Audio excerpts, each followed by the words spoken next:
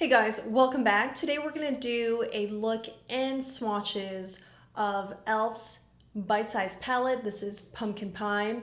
At this point, this is the fourth look I've done with an e.l.f. bite-sized mini palette. The previous palettes I've done looks for or with is going to be Jalapeno, Cream and Sugar, and I would say the ill-fated Rosewater.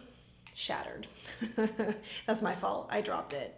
So with Pumpkin Pie, from what I've read before getting a chance to use the palette, is that it is the most pigmented of the bite-sized palettes and easiest to use. The shadows are easiest to blend. So I'll give my thoughts on this. I already completed the look using the palette, but I'll give my thoughts on this after the demo. Let's do some swatches to start, and I'm thinking with the theme of the other e.l.f. palettes, we're gonna swatch it against some luxury brand eyeshadows, and one of my favorite luxury brands is Natasha Denona. The bronze palette, while this bite-size, Pumpkin Pie is not a dupe of any of the shadows here, I figure it instantly draws some kind of comparison because this also has kind of a bronze vibe to it. But now looking at the two side by side, there's a lot more red and orange in the shadows here versus Pumpkin Pie. I think Pumpkin Pie has more brown in it, and this matte brown here certainly stands out for being a brown shade, whereas any of the matte shadows on the bronze palette has a good amount of orange or red in it. But we'll do some comparisons and see how they look next to each other. We're going to start with the lighter matte shade from the palette. This is the lighter metallic shade. And then this is the darker matte, followed by the darker metallic. From the swatches, you can see the metallic shades, like the other bite-sized palettes, are very creamy and they are easy to work with. Whereas the matte shades are a little bit patchier. I think we get a good amount of payoff on both. I'm just gonna have the palette next to the swatches so you guys can see. And this matte brown here would seem like it would be a lot deeper, but it actually swatches very lightly. So taking Natasha Denona's bronze palette, we're going to swatch True Copper, Beach, and Palladium. There really isn't anything that's close to this matte brown here, so I'm not going to attempt to find a shade on here just to show for comparison, but we will play with some mattes so you guys can see how well it swatches. This is Beach,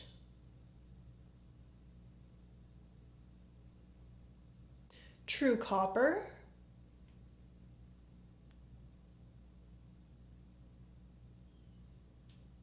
Palladium,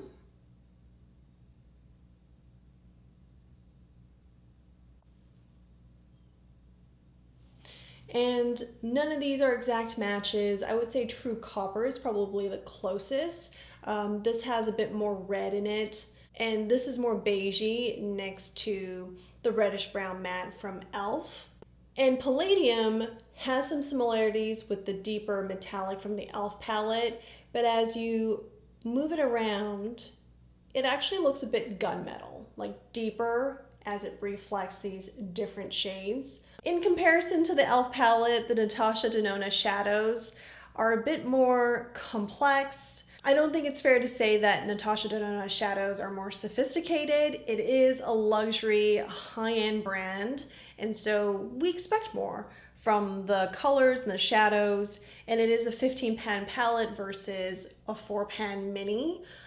So I think we get more variety and nuances in the shade ranges and the texture of those shades. You really can't compare it to the bite-sized e.l.f. palettes. The bite-sized e.l.f. palettes has bronze vibes, but you're not getting the same thing. The Natasha Denona bronze palette is in and of itself an experience of the whole bronze theme, bronze look. I think you can think of the e.l.f. palette as a bronze e.l.f. palette. And if that appeals to you and this look appeals to you, this is something you can easily achieve with the e.l.f. palette. But if you're looking for something that's more intense and has, you know, those classic Natasha Denona, very creamy metallics, very pigmented metallics, and very creamy mattes, you're gonna find that all over the bronze palette, because we saw in the swatches how easy it was to deposit the color, and it kind of went, you know, you could probably go further even along my arm and wrist with her shadow formulas. Well, let's head on over to the demo and then we'll come back for final thoughts. Taking Sonia G's Work Pro brush, we're gonna go into this shade here and place that all over the lid, short of the crease.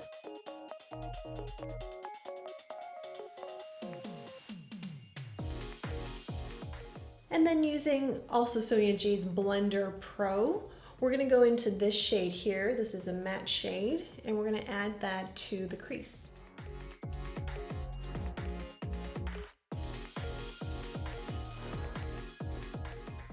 Then with Sonia G's Flat Definer, we're gonna go into this dark matte brown here. I'm gonna add that as a liner above the lash line.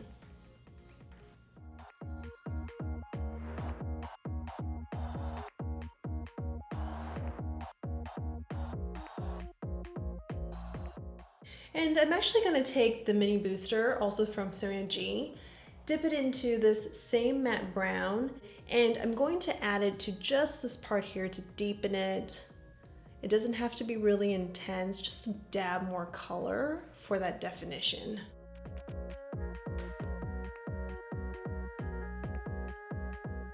And then taking the Builder Pro, we're gonna go into this metallic shade here, and we're gonna use it as a transition. So we'll place it like this.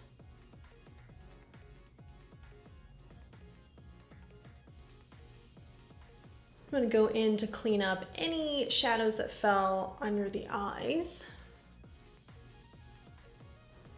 And we do actually have some fallout here.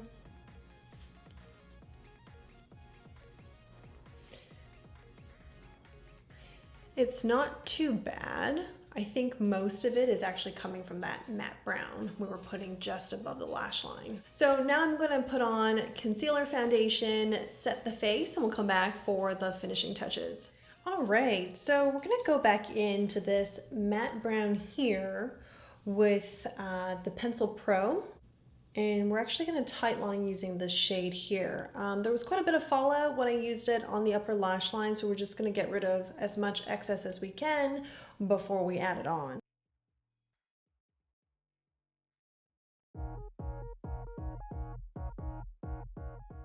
Then we're going to go back in to this lighter metallic shade, and we're going to blend that onto the lower lash line, just very lightly.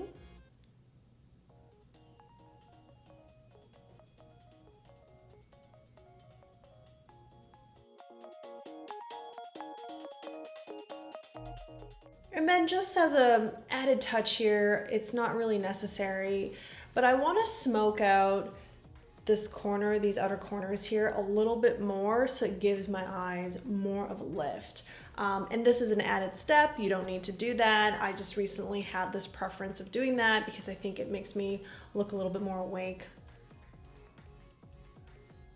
The brush I'm using here is the Classic Crease, also from Sonia G. And this is the Sky Eye set. And you know, there are some few other brushes from Sonia G that you could use to do the same thing, but I'm just interested in a slight wing out with the shadows, not too much. I don't even want to move the shadows too much, and that's why I'm just going with the Classic Crease, but you can take your favorite blending brush, big blending brush, fluffy crease brush, and it should give you the same results. So you can see now that it's a little bit more like this.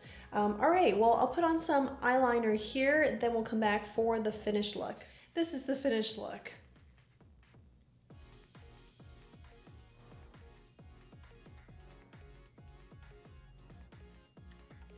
Of all the e.l.f. bite-sized palettes I've used and created looks from, Pumpkin Pie is definitely the most wearable, daily friendly look. And for that reason and how easy it was to create this, it's probably my favorite palette. So I'm gonna hold it up once more next to probably the next easiest to use eyeshadows from the 5 palettes that I got. This is Jalapeno. So Jalapeno was really easy to blend the colors in and to use it, but there were some issues with this deep matte green here that really wasn't that pigmented, and it was difficult to blend into the other shadows. When you apply the color and you want to blend it into the other shadows, it really kind of blended away rather than blend into. You really needed to add a couple of layers and blend it, but not too much, because you're gonna end up blending it away. So there were some challenges here, whereas given the color theme of this, even though this matte brown is not very pigmented and it kind of blended away too if you worked at it too much, it's kind of okay if it blended away a little bit. It still gave enough pigment that it created the definition that I was looking for, but certainly you're not going to get the same intensity from these matte colors here as you would, say, from, you know, that high-end Natasha Denona brand. But having said that, $3 for this palette is still really great value, and knowing that most of the shades on here, 3 out of the 4, are pigmented, pretty easy to blend. They're buttery and they're creamy. I think this last one here not being exactly up to the standard of the others, the value and all that just makes up for it, and the look you get is very wearable. I think it's pretty universal and it's very pretty. So this is probably, by a stretch, the best palette so far that I've tried from this e.l.f. Bite Size series. And those are my thoughts for this palette. You saw in my demo video that I was using a new set of Sonia G brushes, so I will have a video coming talking about those brushes, how they compare to the Sky Eye set, and using them in a demo. So look forward to that. It's good to talk to you guys again. I hope you're having a good week. Stay safe, take care. See you guys next time. Bye.